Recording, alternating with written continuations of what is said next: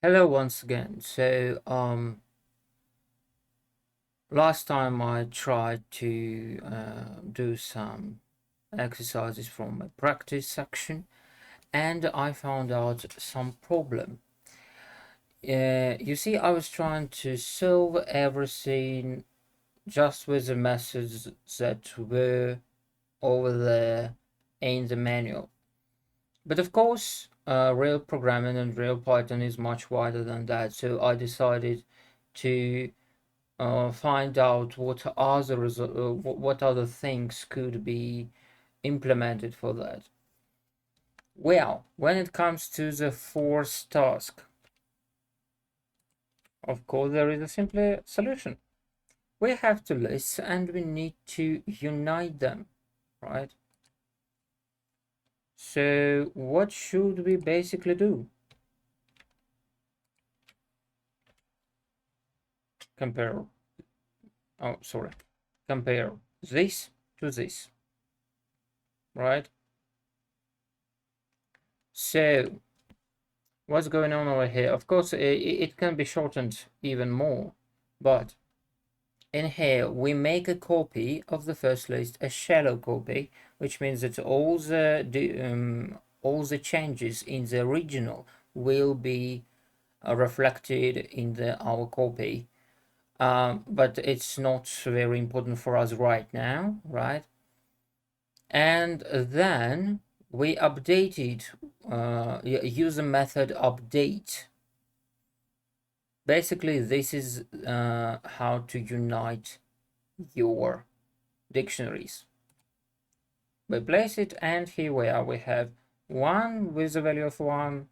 So the first dictionary plus the second dictionary over here, we have united them successfully. Okay, so, oh no, yeah. When it comes to the second one,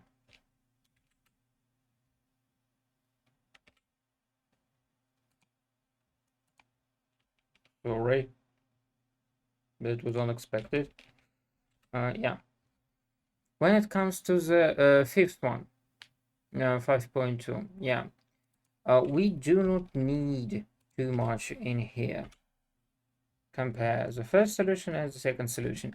I've already mentioned that my first solution was a little bit too much for that. Here we have the preset list, right? And we have the variable that is a dictionary where our results will go. So what do we do? For each element in this list, we will see the frequency, how much it is met, how much times it is met in the list with using the method count. And if it is more than once, then we add it to our dictionary, which is going to be our result. And for the displaying it in our terminal, I have a solution as well.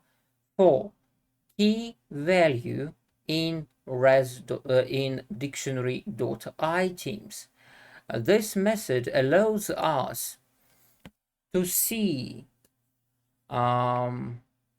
our dictionary as basically the set of, in Russian it's called kartezy. So it's another data structure, very simple.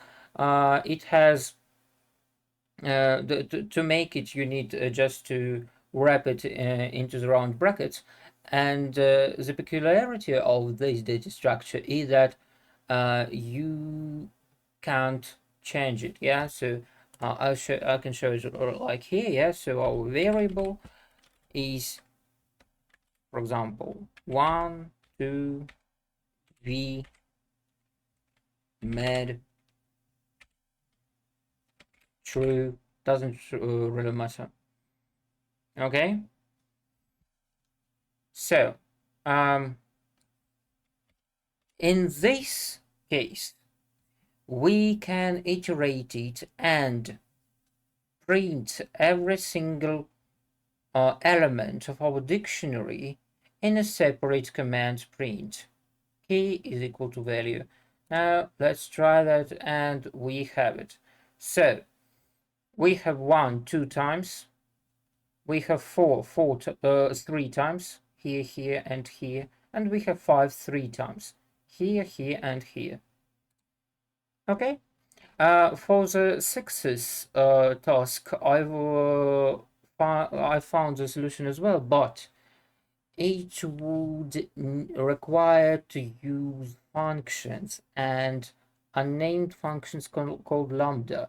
As far as we don't know yet about them, I decided to leave it like this as for now. But remember that after data structures, we will have functions. So thank you very much for our very short, very brief video with our like working our mistakes. It's not a mistake though. You know, when you try to do something by yourself and then you find out the need solution, I think that it is even more valuable. Because first of all, you develop your own logic and your own methods of programming, and then after paying so much time and efforts and attention to some task, you would better memorize how to solve it neatly. So in this case, I guess that it was a plus for us. So thank you very much for watching this video. See you next time.